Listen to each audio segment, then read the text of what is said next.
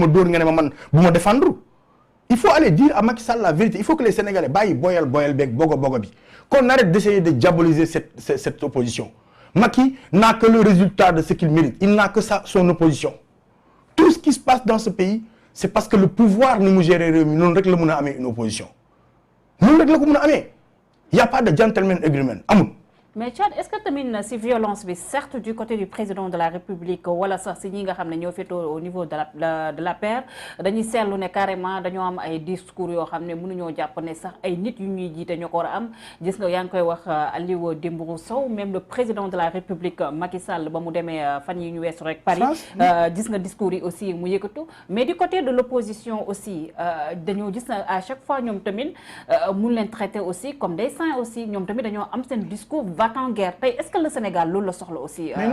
mais non je suis pas d'accord avec yow je ne suis pas d'accord avec toi musuma gis dans l'opposition ku am discours va-t-en-guerre non un discours d'autodéfense oui ils se défendent avec les armes qu'ils ont ils peuvent pas se laisser massacrer parce que Macky son pouvoir xam nga gars yi dañu naan ay Macky c'est un génie politique man je dis que c'est pas un génie politique génie mooy kuy jëmale réewam kanam il faut ñu tomber d'accord.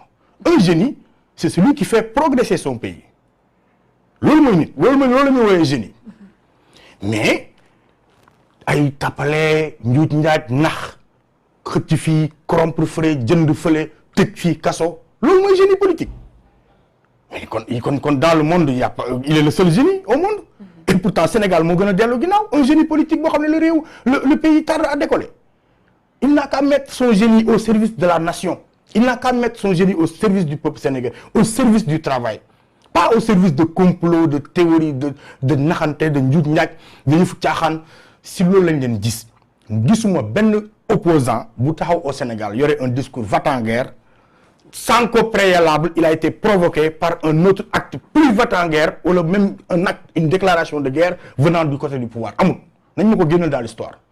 Je n'ai jamais vu un opposant boo xamante ne nii dans ce pays-là ñu jëm ci élection locale qu'il y ait plus de 5000 xaw ma lan ko localité amul benn liste bu Benno Bokk Yaakaar bu préfet refusé budul yu waa opposition. peut-être ñoom dañoo am maturité politique aussi. vous pensez que kon yow nga yaakaar ne yow Khalifa Sall rek pour ne citer que lui ba muy politique Macky Sall xalaatul politique même moom Khalifa Sall il était du temps du PS mais je dirais même pas Khalifa Sall je dirais Barthélémy Dias bi nga xam ne moom mooy moroom Macky ci âge ba muy politique nekk jeunesse socialiste Macky xalaatagul def politique. nga ne ma kooku xamul nu ñuy defaree ay këyit nga ne ma kooku xamul nu ñuy demee déposer pour des élections il faut qu'on arrête il faut qu'on soit sérieux dans ce pays quoi. mais si wàllum rejet des listes justice nga xam ne yàgg nañ ko fi xalab Sénégal moom def na si liggéeyam gis ngeen ne carrément dafa débouté ñi nga xam ne ñooy préfet yi bien vrai que ñoom ñu ngi xaar recours suprême ngir rek ñu mun a wax seen dernier mot. ku def sa liggéey moom du ma la ci ngàcce ngalaama li nga war a def nga def. mais il faut aussi avoir l'honnêteté de non dire li mu war a def la war a def li mu war a def la war a def dafa mel ne ñu ne maire Ndambe nga ñëw fekkoo fa Ndambe fekk fa ay caaf non Ndambe lay jaay Ndambe nga fa war a fekk justice c'est pour rendre justice bu ñu defee seen liggéey la ñu war a def noonu la ñu ko war a def amul kenn ku leen ci waaw góor wala jaajëf c'est ça le problème c'est quand la justice rend justice et que les gens disent ouh ça c'est extraordinaire qu'il y a un problème en réalité et c'est ça le problème c'est que dans ce pays-là la normalité c'est qu'il y ait toujours des injustices donc l'extraordinaire c'est quand la justice est rendue sur un dossier kon nga xam ne war nañ xoolaat suñu réew. Et la posture de ces préfets par rapport à cette histoire aussi dafay mel ni comme on a aussi des préfets partisans est-ce que ñun tey Sénégal préfet yi nga xam ne mën nañoo wax ne dañoo génnee ci école ba gën a prestigieuse mu nekk concours ENA nga xam ne c'est pas donné à n'importe qui mu jàll ko tey bu demee ba rabaissé wu ñu koy tudd ci ay njuuj njaaj ci ay wàllum élection rawatina élection locale loolu est-ce que du dem ba décrédibiliser suñu administration. ah pour yow suñu administration am na crédit ba léegi. L'administration sénégalaise vit ses heures les plus sombres sous l'ère de Macky Sall. Et c'est ça la réalité. On a vu récemment le préfet de Dakar, c'est lui qui a amené tout ce boucan avec la convocation d'Ousmane Sonko. Un préfet qui sort de ses prérogatives, sol le costume de moom mooy décider. Parce que en fait, moi je me dis, est-ce que ces préfets-là, qu'est-ce que dit le texte? Et la réalité, c'est que ce ne sont pas des préfets, ce sont des militants de l'APR affectés dans les régions. c'est ça la vérité. Kaolack par exemple le préfet il a dit tant que maa ngi nekk à Kaolack marche du fi am. et lui option la ko def choix la ko def téye ko def ko xam nga Macky Sall depuis qu'il est arrivé au pouvoir. on a ce qu'on appelle le culte de la médiocrité au plus haut sommet de l'État. Le culte de l'ignominie. Quand on se réveille ñu gis par exemple une personne comme je sais pas comme le gars d'hier là Gaston Mbengue qui fait un discours pareil et que ñu xam sa proximité avec l'État. Tu te dis mais ñii ñoo nekk ñii ñoo ñuy diriger en fait. et man je ne jugerai pas Gaston parce que xam nga Gaston il part avec son niveau foofu la xelam toll. c'est son niveau. mais non même mu ñëw c'est son niveau intellectuel. fi mu toll moom foofu la waxee. et remarquez au début au Sénégal journalisme nit buy feeñ télé c'était un rêve pour les jeunes gamins yi nekk école. dégg li ñuy jàng xam li ñuy wax nekk ci ay experts mais depuis que Macky est arrivé on a vu que de plus en plus dans beaucoup de médias sénégalais il y a ce qu'on appelle toujours un bouffon qui est là-bas pour le pouvoir qui ne ressemble à rien du tout.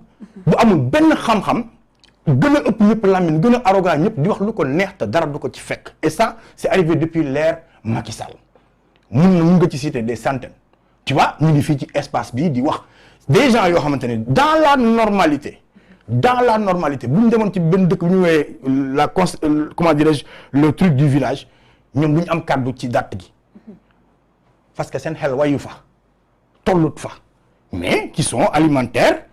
On les amène ñuy wax du n'importe quoi di saaga nit ñi di xas nit ñi di truc voilà ce qu'on a hérité du régime loolu la ñu am ci Macky Sall man je plains le prochain président du Sénégal parce qu'il a un gros chantier et partout parce que réew mi lépp la Macky yàqate c'est ça la réalité.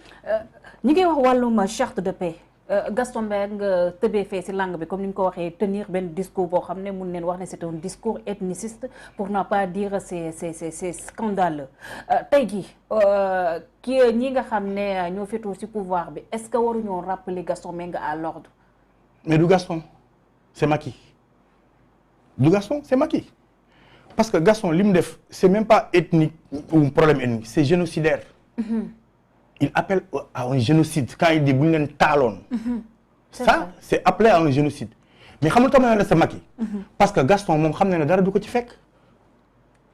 Gaston xam na ne dara du ko ci fekk man mënoon naa wax loolu wax jooju nga xam bu ma ko waxoon du ma yendu sama kër di nga dégg ndéeg ñu dig jël si na ko pour peu dégg nga ne dig jëli na keneen.